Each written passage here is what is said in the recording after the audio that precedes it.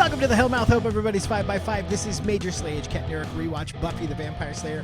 My name is Eric, and to my right, your left, my brilliant, hilarious, beautiful, talented wife and co-host. You know her as half the powerhouse duo that is Kim and Ket. Stay alive, maybe. Give it up for Ketrin Porter. I learned a lot about how you see me in the watch-along. Oh, yeah?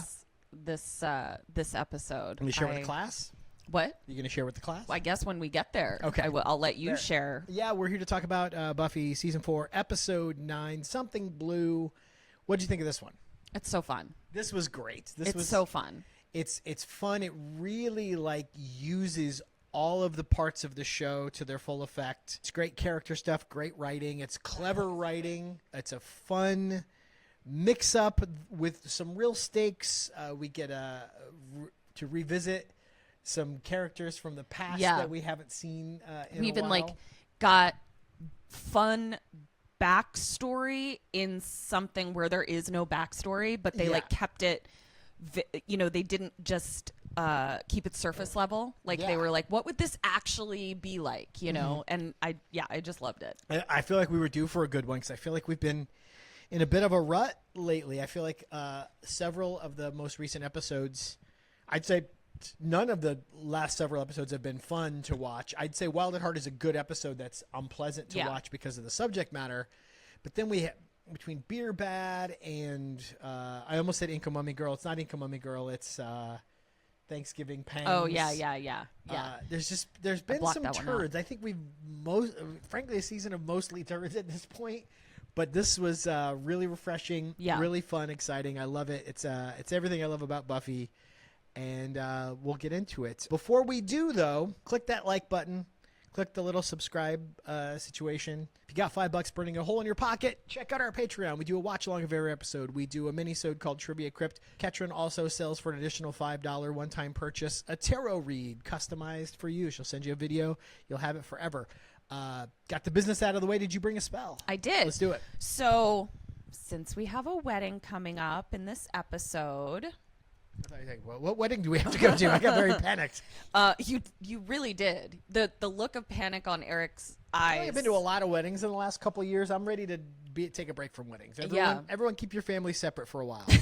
So this is a spell that I actually wrote for my dear friend Kristen, who got married last year. So I'm going to share this. This was a spell that... me and our 3 other girlfriends all did for Kristen the last time we all went away together. So the supplies that you will need is a pink candle, lavender for lasting love and devotion, ginger for passion and romance, rosemary for protection and healing, clear quartz for warding off negativity. And then for this, I actually made a lavender rose ginger simple syrup beforehand. And then blue thread. So something blue in there. Yes. So what I did was I made a cocktail with the simple syrup. And we all cheersed a blessing for the bride. Once imbibed, assemble the ingredients of blessings in a vial. So the lavender, the rose, the ginger, and the quartz. Each person is assigned an ingredient and says the blessing and ties a knot in the blue thread. So for tying the knot, we offer lavender for love and devotion. For tying the knot, we offer ginger for passion and romance. For tying the knot, we offer rosemary for protection and healing. And for tying the knot, we offer quartz for warding off negativity. Once 4 knots are tied, add it to the vial and keep by the couple's bed forever. Mote it be. Very cool. Do you have any indication if she's got this still next to her bed? I don't know.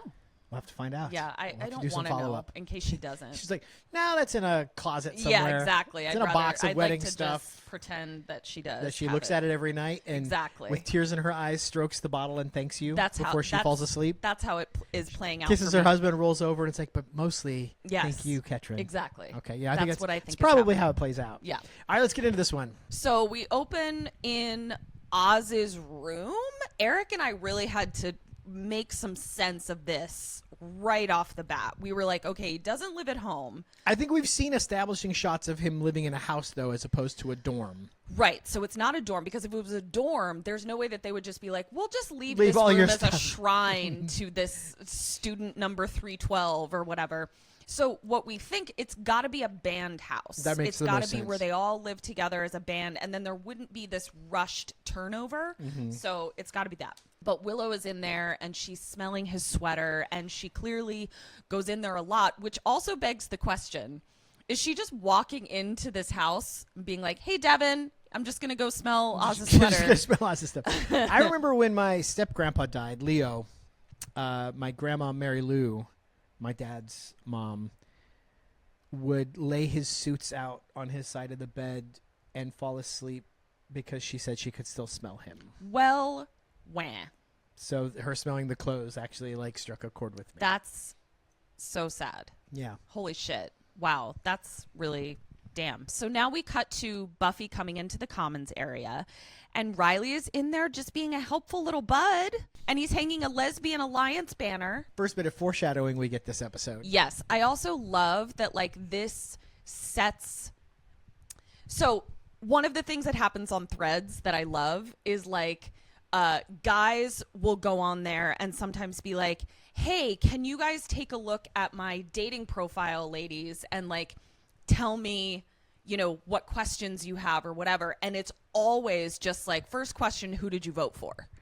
And I feel like them having Riley hang like a lesbian alliance sign, it's like, okay. Answers that question.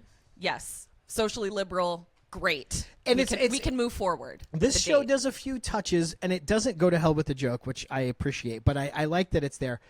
Being on a university campus in the 90s, which I was, it was its own like culture, its own ecosystem, and it was the first time a lot of kids from around the country were exposed to different types of gay people, and that there's organizations and there's structure and there's institutions designed to like welcome those people. Similarly, there was that thing in The Freshman where it's like, this must end now, right, but it never says what it is. Yeah. Like, so there's activism, there's inclusion. There's a mixing of people from different walks of life. Which is lovely. And it really rang true. It really felt like what it was like being in school in the 90s. Which is why conservatives don't want people to go to college, because it makes you open-minded and accepting of all types of people. Commentary! This is where I got a lot of insight into how Arik sees me, because I was just like, in this scene, Buffy is talking to Riley, and she is so goddamn strange. Like, if you just pluck her out without any context that we have for her in the show, she is a strange bird. Oh, yeah. And Riley, you know, refers to her as like talking to her as like taking an oral exam, never know how you're going to react. You're a mystery. I also commented that like I'm a completely different person watching Riley. Like I'm just like, this guy is a catch. Marry him tomorrow. But you informed me of what? That's part of what's fun about being in a relationship with you is that you're weird and peculiar and offbeat, like, but in the most delightful way. But I feel like you know how I'm going to react to things. You're an odd duck. You're very one of a kind in the most charming and delightful way. But no, you're as evidence. I would just present anyone watch 60 some odd episodes of this thing we've been putting on the internet. You've got a tray out front to attract crows. You've got your own apothecary. You do funny, weird voices. You make up songs on the spot and sing them, which I wrote a song about you. My band does a song called Molly on the Outside. It's about her, and I contain that line. She makes dance songs, sings so hard, boy, you better recognize. That's literally what it's like being around you. So like, I can understand why a strange, peculiar, perplexing woman is both intriguing and very attractive. Thanks. So they're going to go on a picnic date. It's very cute. Love it. Not a fan of picnics, if I'm being honest. Which, shut up. I love picnics. Take me on a goddamn picnic, dick.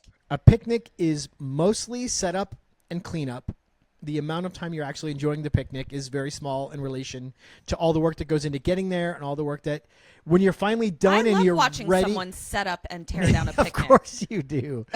As the person who has to do the setting up, the planning, the shopping, the packing, the setting up, and then the cleanup. It's so fun. It's a little less fun. I've often thought this about a couple of things. I think going to the beach is similar.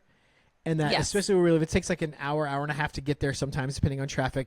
You have to load up for the day. You have to schlep all your stuff. You have to set up your thing. Then you're there for a few hours. And then by the time you're ready, this is where it's like a picnic. By the time you're ready to be done, you're exhausted. And then you're like, fuck, and now I got half an hour of packing up to do to get back home. I don't disagree. And then even the bit that's the fun part is you got bugs crawling in your food. Like I would much rather sit inside at a table and eat and then go do something else outside. Well, this is Eric's anti-picnic platform that he'll be running on. Let's see how he does. I approve this message. Now Buffy is walking through the cemetery and Willow is wearing the most crazy shawl that I've ever seen. It's like a patchwork pashmina, but you know what the most problem I have with it is how restricting it is. Yeah, because it's got no slit in the front like a cape where you could then use your arms. And it's got no arm slits. No, it's like she's been wrapped swaddled in a welcome mat. Yeah, it's so strange. It is such a strange choice. And I personally, I have issues with things that restrict my shoulder movement, like Dee in Always Sunny wearing the dress for The Nightman Cometh. I can't really move my arms in this thing, so I think I need to rip the pit. Do not rip that costume, okay? It's very expensive. Buffy is talking to Willow about Riley, and she's saying I like him, but he doesn't make me miserable. And we've all been there, especially at this age. Women definitely, that's where the whole bad boy trope comes from. We get it. But I feel like, Buffy was really not set up for success because this all traces back to Hank. And what a piece of shit her dad is. Fuck Hank. Any opportunity I can take to say fuck Hank. Well, because, if you think about it, love is coupled with emotional distance, with physical distance, feeling unattainability, of insecurity, this idea that you have to earn it, you have to prove yourself worthy of it. It puts you in a permanent chasing mode as opposed to letting you a stability being foundational, able to appreciate what the other person's bringing. Exactly. And it gets misinterpreted in your not yet developed prefrontal cortex as lack of attraction or boredom. And because you're like, I'm not being lit up or stimulated until you realize that that's not a sustainable thing. Stimulation is actually toxic. And you've coupled the positive reinforcement, the dopamine hit of the attention, you've married that to the longing and the uncertainty, and it makes it really untenable. And the thing is as I said, we all went through this, but it is hard to watch as an older person, and that you can't convince them at that time you have of to figure anything, out on your own. But it's frustrating to watch. So now we cut to Spike tied up in a bathtub in Giles's ball and claw bathtub. So either Giles had to take a shit today while Spike watched him, or Giles is living in a 2-bath. He's got 2 beds. It wouldn't surprise me if he had a powder room, but I also think they can move Spike as needed, because I don't want to move Spike every time I have to go to the bathroom. I don't want to poop in front of Spike, so... Well, he better have a 2-bath then. That's what I'm saying. He better have a 2-bath. So they're still trying to get information out of Spike. Yeah, they want to know what the initiative's all about. They don't know it's called that. They just know it's Commandos or Soldier Boys. Yeah, and Spike was in there, and he is being rather tight-lipped about it until the blood comes out in a mug that says "Kiss the Librarian." Who do you think gave him that? I bet it was Olivia. Could have been. Yeah. It could have been a Jenny gift. Could have been something fucking Giles bought for himself. He saw it and thought he was being cheeky. After he quit the council. I don't think pre-council Giles would have would have bought. Would have enjoyed. No, I think it was post-Council Giles. Notice he doesn't serve it in his jadeite mug though. His like signature mug. He's like, I'm not giving this guy the good. I'm not putting blood in my good mug. Of course not. Buffy is feeding Spike his pig's blood out of the mug. Out of a straw. You said he should have had a crazy straw. Should have had a crazy straw.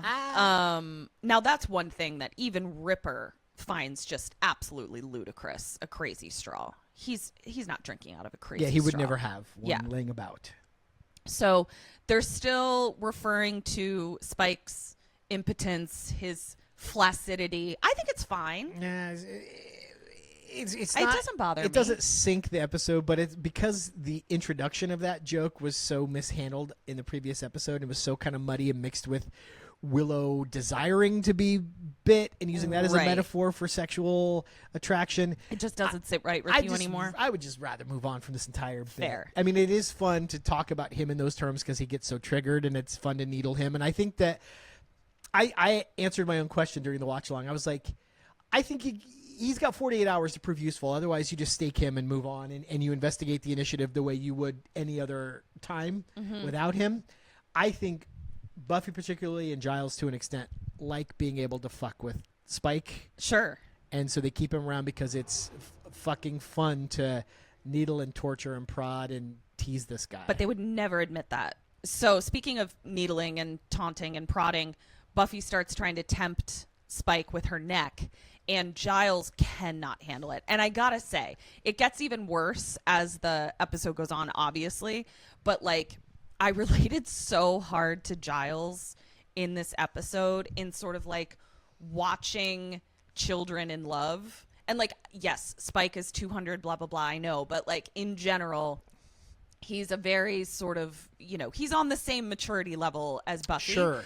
And I just cannot think of anything that would make me want to just spontaneously combust than like seeing the kids I mentor like make out. Like it's so watching them flirt, I was gonna say, how do you do? Because they do occasionally open up to you about their romantic lives and the relationships going poorly, and I have a crush on this one, or this one likes this one. But I'm not seeing it. Yeah, seeing it, I feel like I would be like, you want Willow to no do a longer spell, yes, where you will lose your vision. Yes, exactly. Please make me blind. So now we go out of the bathroom. Willow is in the living room, and she's looking up a truth spell so that they can kind of, Veritaserum, as they use in Harry Potter, to get Spike to talk. And so she says she needs motherwort and donuts.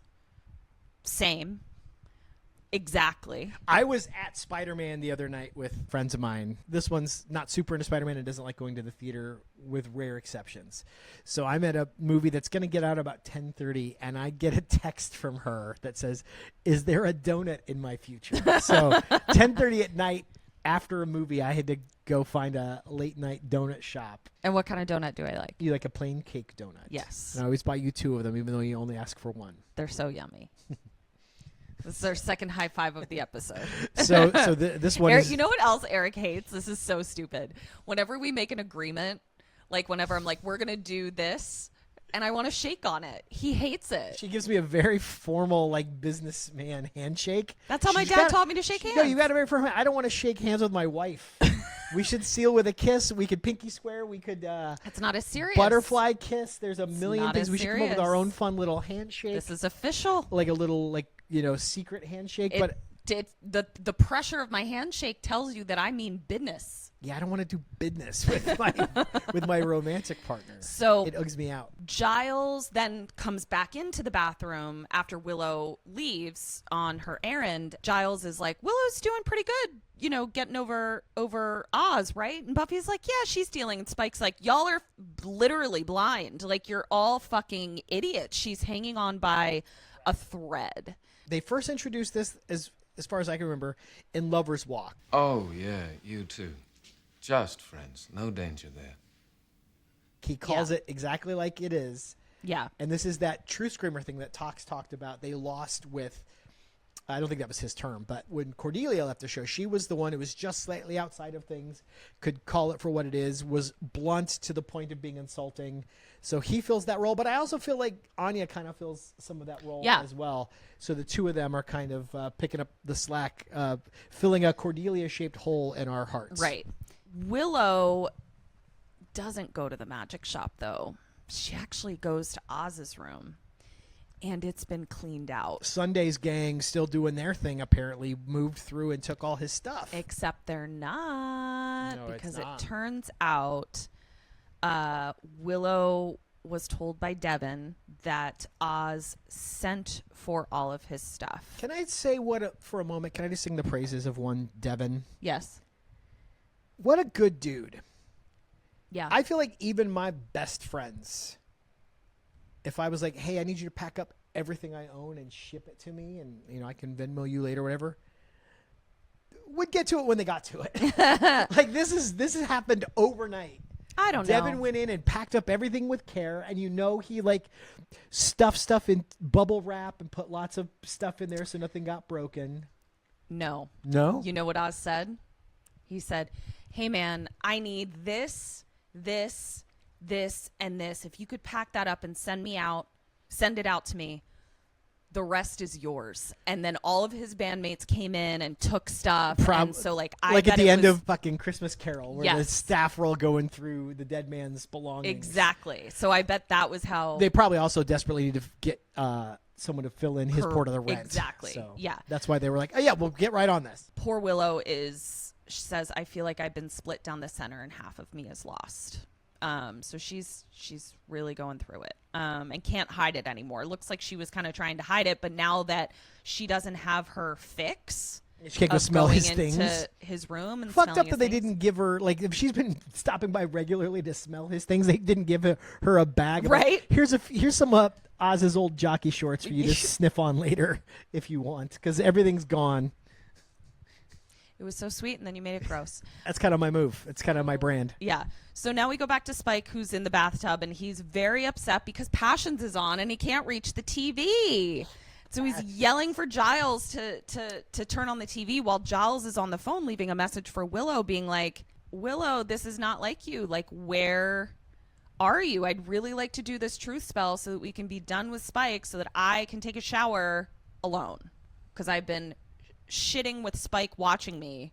So now we go to the picnic with Riley, and he's talking about how much he loves driving. And this is where we cover again that Buffy doesn't have a driver's license. And I don't buy that she's a bad driver because I just feel like her preternatural slayer would make her aware. Her eye-to-hand coordination, her awareness. Yeah, that's so like I can't figure out why she's a bad driver. Yeah, it's not the most sensical thing in the show, but it's also like I've met people who are just like terrible drivers. You, for the first 12 years we were together, I would classify as a terrible driver. I think you drive a lot less now, so the incidents are fewer and further between, which gives the illusion of improved driving skill. Although weirdly enough, I brought this up before.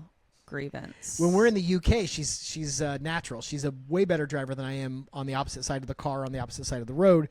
I think that's where your spirit lives, and I think that's why you struggle driving here, is you were meant to be driving in the UK. I don't think I'm that bad of a driver anymore, but anyway, they're really connecting. But he's talking about driving in a very sexy way, and Buffy is picking up on it. You're enjoying your day, everything's going your way, then along comes Debbie Downer. So she sits down, and she just dragged the vibe straight down to hell. They sit there in silence, nothing to say. Yeah, all she talks about is how the apples are going brown, and it's rough sauce. And then they have a line that they're trying to make happen. Stop trying to make fetch happen. It's not going to happen. Oh my God, yeah, we'll talk about this. Yeah, because I think it's both of our worst lines, so we'll talk about it when we get there. It's also this weird thing, like being a third wheel is an art form. If you want to be the baggage on someone else's date, you got to make yourself slip in as easily as possible. You got to make yourself as pleasant and as fun so that the amount of resentment is kept to a minimum. Yeah. Because if you just come in and just start like stinking the place up with your bad feelings, then that's going to be a bicycle, not a Yeah. tricycle. Yeah. So now we go to the bronze. Buffy is telling Zanya about Willow and Oz sending for stuff and all of this. And Anya, a new haircut. Anya, new haircut that she and only she is pulling off. She looks cute, and I prefer her with longer hair. This is a move that not everyone can rock. But she's doing her best. Yeah. She's like, oh, man, too bad I'm not a demon anymore because I would totally liquefy his entrails for Willow. And Xander just goes, aw. It's very sweet. But Willow is dancing up a storm. To Blink 182. Yes. All the small things. Not present at the Bronze. This is being played over the loudspeaker. But well, because two resident bands, one died a werewolf and the other pieced out. You got to stop having werewolves in your band. So Willow comes over and she's just being very bubbly, and it turns out it's because she's drunk. A beer hidden in her jacket. Just like, what? It's an amateur hour. What? And this she could have just put it in a red cup and no one would have even, or a blue cup. They were all they were all using red cups. Yeah, it was a little silly. It was all dumb. It's almost like she wanted to get caught, which could be because she's clearly still, like, we know later, like, not okay and needing more from her friends. So it's almost like that sort of cry for help. Right. At least if they're lecturing me about my alcohol abuse, I'm getting attention. Right. Exactly. Everyone's patience is worn thin on the sad about Oz thing. Even as an audience member, I'm kind of guilty of this a little bit as well. 2 episodes, dude. I know, but talk to Buffy and Xander about it, because they are clearly, like, on the same page as me. So she can't just go in with, I need support on this. So she introduces a new problem that they can try and solve, but it's related to the old problem, so she'll still get to talk about the old problem. Yeah. It's kind of diabolical in a way. Everyone also is very freaked out about a beer. Right. Well, I think it's it's the out of characterness more than it is about the beer itself. And if they're paying attention to their friend, then they know that she has an addictive personality. So there is that as well. Yeah. And actually, I realize you get to have your worst line. I have a different worst line because Xander has a regression where he refers to being bummed that Buffy's beer bad Neanderthal episode didn't include her wearing a fuzzy bikini. But luckily, Anya's here to be like, shh, which I love. So Xander then goes to, like, try to comfort Willow, and she's a fucking bitch about it. Like, that's the problem. She's like, attention, attention, attention, but then she's actually kind of biting and alienating when they do try to talk to her, because she feels wronged. She makes a crack about Xander living in the basement, and he storms off, and Buffy then comes up to Willow and is like, it's going to take time. And we learn that Willow just wants to make it go away. She doesn't want to go through it. She just wants to make it go away. She just wants it to poof away. And I just wrote, damn, she's had a problem the whole damn time. Well, at this point, we're nearly halfway through season 4. So at this point, it's no longer early warning signs. We are, like I said, closer to her crash out than we are further from it. Right. So at this point, it's just inevitable. Yeah. In season 2, we start to see hints. We're like, wow, they really seeded this early. At this point, it's not early. This is going to happen in a matter of weeks. This is warning sign. So Willow gets up in the middle of the night, and she goes to the foot of our bed, and she pulls out some spell stuff.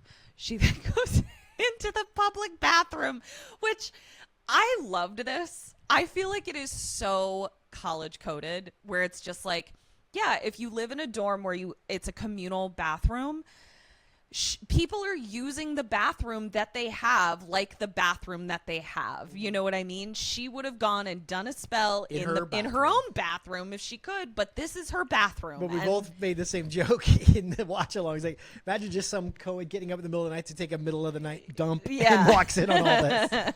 It's just, but like probably it's just kind of like, Yeah, would step over the candles and get on with their business. Exactly. What she's trying to do is a my will be done spell. From this eve forth, my will be done, so mote it be, which is just so dangerous. I mean, it's so open-ended. Yeah, and also, like, yeah, she's there is zero caution around magic from the get.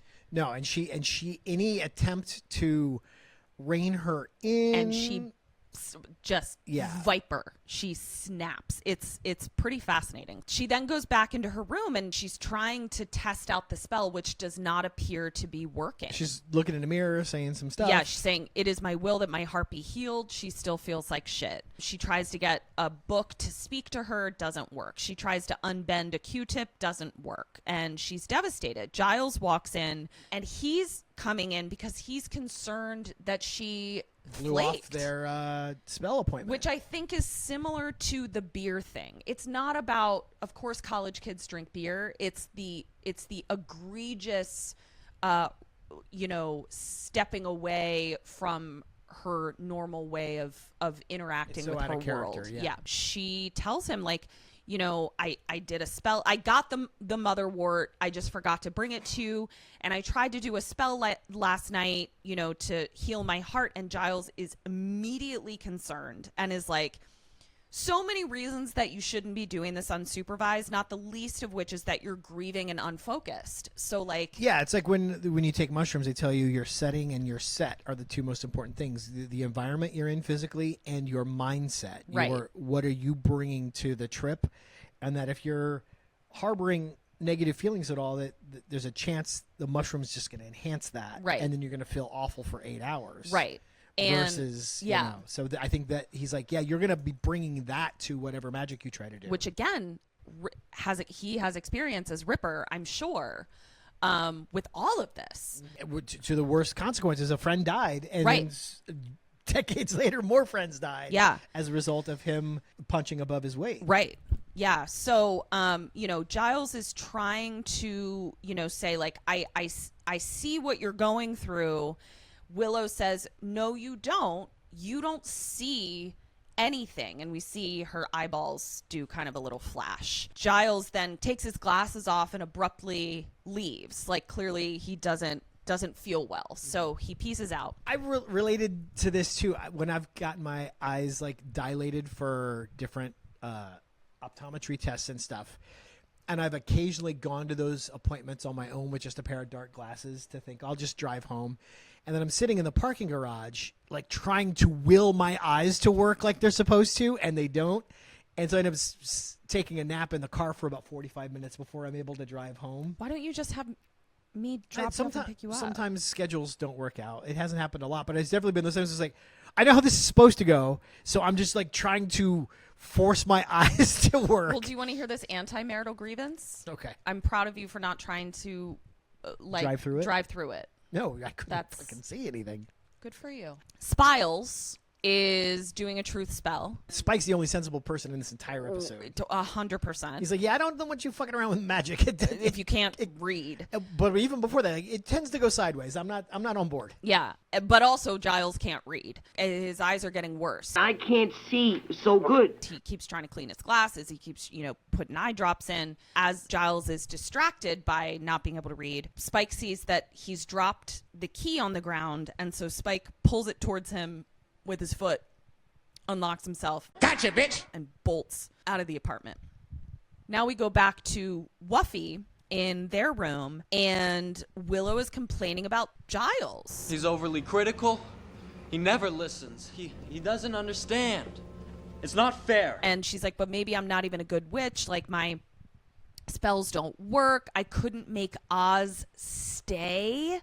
That is so fucking dark, especially because of the Xander spell that he did. Spell. Yes. That fucked everybody and up. It fucked her the most. Yeah. She was going to kill him with a fucking hatchet. Mm-hmm. Oh, damn. Yeah.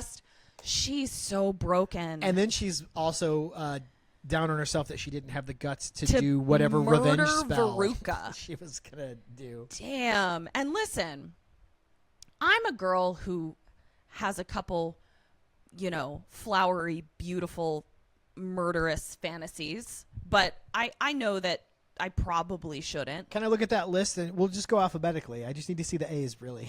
Well, that one changes every so often. I write that one in pencil. Sometimes it gets erased. Sometimes it gets written back over. Help me. Buffy even steps in and is just kind of like, I don't know that you would have wanted Oz to stay with you by magic.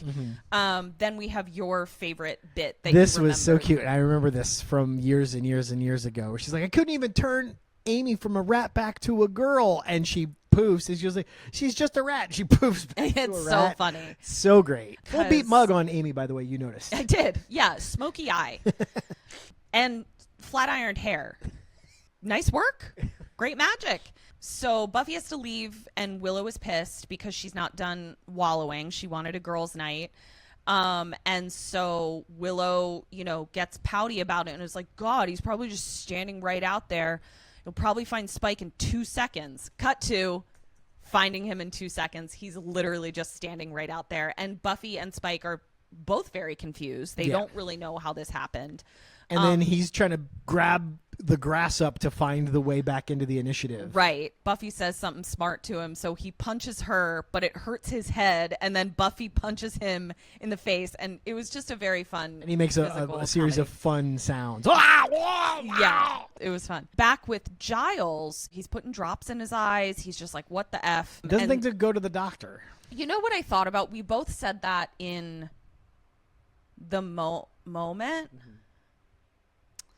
Yeah, I guess I would go to the doctor. Even if there was magic afoot often, I feel like I'd still be like, well, let's rule out actual medical stuff. Because he doesn't know that it's magic. He doesn't. They don't get to that till very late in the proceedings. He doesn't. But he may not have health insurance. That's true. So He's he's like, yeah, I like- don't want to spend $5,000 on a doctor telling me there's nothing they can do. Right. I'm unemployed. I'm a man of leisure. Spuffy comes in fighting. Get a room, you two! Zillow is in Xander's basement, and Willow is complaining about everyone. Obi-Wan and the council don't trust me. And Xander is kind of trying to be like, well, Buffy does in fact need to deal with this Spike situation. Like, we need to know about the commando dudes. Like, she's not actually in the wrong here, which Willow does not like. And so she gives well, why doesn't Buffy just marry Spike then? Lightning eyes. Uh-oh. That's why I'm glad you never did this spell. Which one? Where everything you speak becomes reality. Because your go-to bit is, if I can't find something, you always go, well, did you look in your butt? And so I would just have household items appearing in my rectum your butt. Yeah. round the clock. Yeah. Hey, have you seen the keys? Well, did you look in your butt? Like, that's. I actually say, did you look up your butt? I don't see how that's better. Giles then comes out of the bathroom as Spike is proposing with Eric's ring that he's currently wearing it's right this, now. but with red jewels on. Yeah. And Giles' confused face is hilarious to me. I bet this was a fun episode for Anthony Stewart. Oh, sure. Back with Zillow, Willow is still complaining. He's jealous.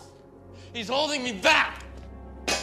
Xander says, everything you're feeling is because of you and Oz. It's not because of me or Buffy or anybody else, which I was like, whoa, that was a truth bomb. And Willow goes immediately for the jugular, sort of being like, why am I listening to you? You're All only... you do is fuck praying mantises and Inca mummy girls, and now Anya, you're a demon magnet. Uh-oh. So, good thing for all involved that she didn't happen to make some offhand remark about Oz that would then become manifest through her spell. Yike. Right? Well, we don't see Oz. We don't know what happened off screen. Yeah, maybe. Frankly, maybe he did. Yeah. And then when maybe he got turned into a hot dog or something and didn't know why. Had a cactus for a penis or something. Oh, God. Giles is now calling Willow on the phone being like, I can't see, goddammit. I need you to get here. You're my little magic apprentice and shit is going off the rails. Spuffy is planning a wedding and their conversation is adorable. It's so fun. It's so fun. What you pointed out, and you hinted at this earlier, is like, they build in like a rich backstory for this couple's courtship where they have like ongoing arguments and rules that they've agreed that they are and aren't allowed to talk about. And so it's so fun. And their chemistry is unbelievable. If they didn't already have it planned that these two were going to get entangled at this point, this is what gave them the idea. 100%. They're electric together. And it frankly, like I can understand why the viewers watching this weren't excited about Riley, I know. But the sweetest part of this, even though the wedding is magically induced, we know, like, much like being drunk sometimes reveals your true feelings. In vino veritas.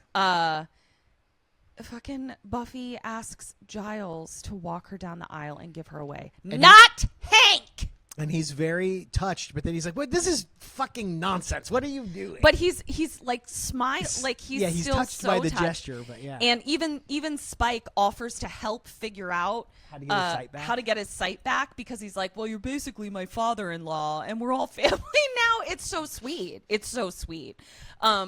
So, by the way, Giles has gone completely blind. It's not blurry. It's not. And he knocks over a glass of what I'm sure is very fine scotch. Yes. What is the best worst party foul moment you have ever witnessed? So now Buffy is out and about, and she sees a wedding dress, and I can't talk about this scene. It's too uncomfortable. Riley comes up, and she's like, "Isn't this beautiful?"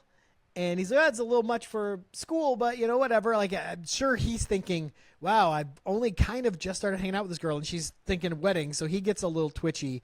And she's like, "Oh, I like you. I think you're cool. And in another universe where I wasn't engaged, we could maybe be together." And he's like, "Wait, what?" And she's like, "Oh yeah, I'm marrying a guy. He's older, like my last boyfriend. He goes by the name Spike." And Riley's just like, "I hate it. This is so weird. I'm going to go." I hate it. It's so uncomfortable. Let's leave.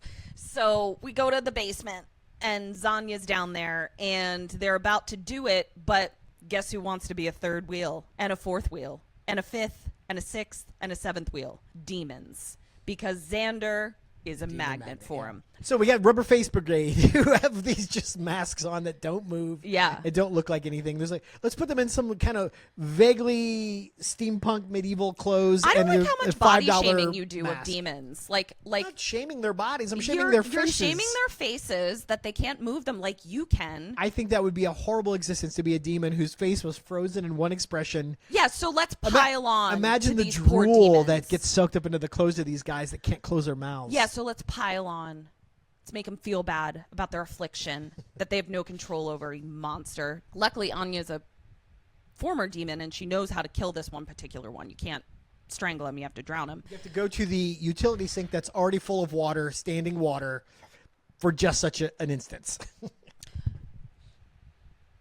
I think that for a period of time, maybe still, there was a utility sink next to my washer dryer in my parents' house. Was it always full? No, at a certain point in the cycle, it fills up. It fills up and then goes down.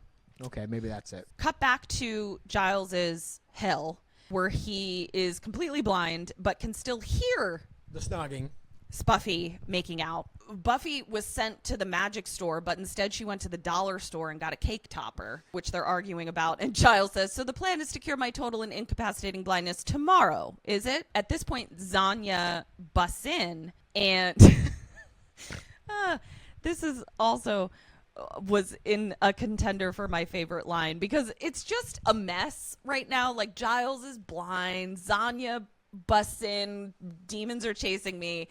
And Spike says, "So this is the crack team that foils my every plan." Right. And Anya notices that Buffy is holding hands, and Buffy divulges that they're engaged, and Xander says, "How? What? How?" He's so good at those. And Giles is like, 3 great questions. Yeah, and then he says, "Can I be blind too?" But then he remembers something about saying they should be married. And Xander's the one who puts it together. And it's cool because he doesn't instantly go, "Wait a minute." Willow said it takes him a minute to find it, which I just thought was a nice touch. Me too. Yeah, it was great. And then Giles instantly remembers, "Oh," and then she says, "I don't see anything." And she called me a demon magnet, Xander says. And the Buffy has what was almost my favorite line. She's like, "And you guys were affected. I must have been immune because I'm the Slayer." So she has no idea. She's not following this at all. So they got to go find Willow. somebody finds Willow first. David Hasselhoffen. Willow goes into her room and is immediately head grabbed by who we later learn is named Hoffren. Spufzanya is going to find Willow, and all they find is a burn spot, which luckily Anya recognizes as Hoffren's calling card after he zaps you into the void. The void. I said the accountant on the show must have been so thrilled to read, hey, we got a whole sequence. We got a couple different scenes that take place here where it's literally we just shut off the lights and we can shoot it anywhere. Yeah. Shoot it for $5. So in this void, Hoffren is saying to Willow, you have much anger and pain and rage in you. And Willow says, I'm so sorry. I'll try for a quiet rage, which has never worked for me. But it's really genius that, of course, she'd be a right candidate for Vengeance Demon. Yeah. They're walking through the cemetery now, looking for Willow, looking for... Why are they walking? I guess they're probably just walking back to Giles's to be like, we need to figure out how to talk. I think Hoffren took her. But there's still demons coming for Xander. Buffy needs to fight them off without ruining the foliage because this is where she wants to do her engagement photos. More keep coming. So they run into a crypt, and Anya puts a circle around her and starts trying to call Hoffren from here. Willow in the void with Hoffren, he keeps telling her, like, the pain you've caused is incredible. And she's like, I don't know what you're talking about. He has a convenient, omniscient CCTV he can show her. Yeah. So what she sees is, the group fighting, the demons get in, fighty. And, he's showing Willow all of this and is like, so you'd be great. Join my team. And Willow is like, I really don't want to. Like, she doesn't identify with this vengeance. One, because she hates Anya, so she has like an association with vengeance, and she thinks she's a good guy. I think she's a good guy, and she is, but that doesn't mean that good guys don't have demons. No pun intended. And so Hoffren, when she rejects him, is like, I'm very sorry to hear that. Oh, well, here's my talisman. Change your mind, give us a chant, which I loved. And I love this, too, because I think it's the perfect use of the Buffy anticlimax where you expect something dire and they undercut it with something kind of light and funny. I like it more in this context than ending an entire episode on it. I think when they end the episode on a womp womp, it kind of ruins the whole thing for me. Whereas this is like that was a unexpected twist. That subverted my expectations in a way that I found acceptable, and we can get back on with business as usual. Yeah. The fight continues, and I thought this was interesting because up to this point, we kind of felt like the Spuffy spell, it's fun to say, the Spuffy spell was quote unquote harmless, right? But then we see that Spuffy is so overcome with passion that they're making out with each other. I found this kind of dark, actually, that they're like making out with each other. They could have gotten decapitated and wouldn't have seen it coming. Or gotten Xania killed. Xania's fighting a demon next to them and losing. So then Willow appears and is like, whoopsies, my bad, you guys. Spells it away. Everything disappears. And Spuffy is absolutely disgusted that they woke up on each other's lips. I brought up during the watch along, I can't imagine a vampire's mouth smells or tastes good. I think this is bullshit because they're enticing, they're seductive, but none of the organs are working. Anything that keeps your mouth sanitary is not functioning. They are animated dead bodies. Then they are held in a suspended state where they won't rot or decay, but there's not life happening. And then they drink blood. Yeah. I think it's got to be a fucking chore to make out with a vampire. I just think of Sam Reed playing Lestat, and his breath is bad too. I just don't think that would be a chore.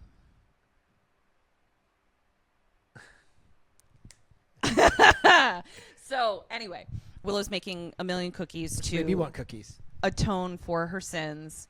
Giles can see. Spike hates everyone again. He's tied to a chair, but still wants a cookie. They left his arms free this time, though, I noticed. I think because they don't want to hold the fucking mug of blood.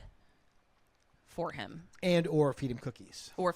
Yeah. Now, it was fun. You mentioned, like, it's cool and interesting that they remember everything that happened while they were enchanted, which isn't always the case with magic on this show. But, yeah, the idea that they live with the humiliation. In fact, Buffy jokes, like, we may need a forgetty spell soon. So as this is happening, Buffy says, I'm done with the bad boy thing because I do have memory of being in love with Spike, and I want to be as far away from that as possible. Oh, God, Riley. So now we cut to her completely gaslighting Riley. Gaslighting the fuck out of this guy. She's like, oh, it was a big joke, and I was going to drag it out for a few days if need be. But boy, oh boy, she pulled it off. Yeah, and he goes, oh, so basically you're insane. And she goes, oh, yup. And I think she thinks she's lying to protect herself. I think she's telling the truth, that she is insane. Yeah, but she's still single, and that's what matters to Riley. And then here's what I love. We thought they were going to kiss. And they didn't. Well, we happen to know what they're waiting for. But also, like, what a fucking gentleman. He is the anti-Spike in every way, in like so many subtle ways that I didn't even pick up on in the first watch. But again, like the she stark probably contrast. would have kissed him. Oh, 100%. I think that it was the right move to not, because leave them wanting more. And But I don't think he's calculating about it. I think he's like, I just got over feeling very strange. I'm not going to then use affection to make up for how weird I felt for the last 24 hours. Right. Yeah. Like, we're on a good note. I'm gonna walk away. He's great. So, all right, superlatives. Let's do it. UC Sunnydale Yearbook Committee meeting now in session. Who'd you have for best dressed? I loved Buffy's black tank top with the Dickies and the wavy hair and the headband and the necklace. I loved it. I gave it to Giles' gray sweater. Yeah, you like that. Honorable mention to Buffy's wild wavy hair. I wasn't sold on it at first, but the more I looked at it, the more I was won over by it. Although I did find it strange that we had a scene with her with the wild wavy hair. Then we cut to, like, that night or the next night, straight like normal. Then she's back to the wild wavy hair. It feels like a lot of effort to put into your hair. It would have taken a long time. I wear a hat or not a hat. Those are my only modes. Who'd you have for worst dressed? Willow's swaddle rug that she wore in the cemetery. Terrible. You think she goes to, like, a thrift store that's just like old lady Russian immigrant clothes? Yeah, I think so. Yeah. What's going on? I didn't like Xander's weird jersey in the end. Also, same scene, Buffy's pink ribbon belt was just weird. I didn't know what anyone was doing clothing-wise. I was very upset about that last scene. What'd you have for best line? There were a lot of great lines Agreed. in this, a lot, but the one that just, tickled my fancy in the moment the most was Giles goes blind, spills his scotch, and his response is, "It's all right. I have more scotch." I just thought it was sweet. I loved it. I have a tie. Buffy says Spike's a little too comfy in the bathroom there at Giles' house, and Spike says, "I'm chained in a bathtub drinking pig's blood from a novelty mug. Doesn't rate huge in the Zaggett's Guide." And tied for that was Giles remarking on the two of them before the spell has even happened. If those two don't kill each other, I might lend a hand. Who'd you have for worst line? Xander's quick regression at the bronze where he shared his feelings that he wished he had seen Buffy in a fur bikini. Come on. Yeah. We're past it. Mine is the one you hinted at where Willow, it took us a while to even figure out what the fuck she was trying to say, where she's trying to say, oh, my bad or my mistake, but instead she says, My miss. which is just like you said, stop trying to make that happen. That's not a piece of slang that ever caught on. Yeah. And what did you have for best move? Gaslighting Riley. I mean, it was expertly done, ma'am. Expertly done. I gave it to Willow regirling Amy without realizing it. Oh, yeah. Accidentally remousing her. That was great. And then finally, who'd you have for most likely? I had least likely, actually. Let's hear that. Least likely to go to the school-sponsored Magic's Anonymous meetings. Willow. Oh, my God. And you know that they have one. Of course they do. Yeah. I have most likely to come out of this whole ordeal with an uncontrollable love for cheese, which is only matched by her aversion to cats. Amy. All right, we're going to get out of here. That was fun. Return to form. Loved it. Can't wait for next week to see what... Well, actually, I do know what's next week because we actually guessed it on All Bronze for this episode. So we've already kind of done a run at it. So we should have our thoughts really crystallized by the time we come back to talk about it on this show. In the meantime, check out our other show, Kim and Ket Stay Alive Maybe, co-starring her and the hilarious Kim Burns.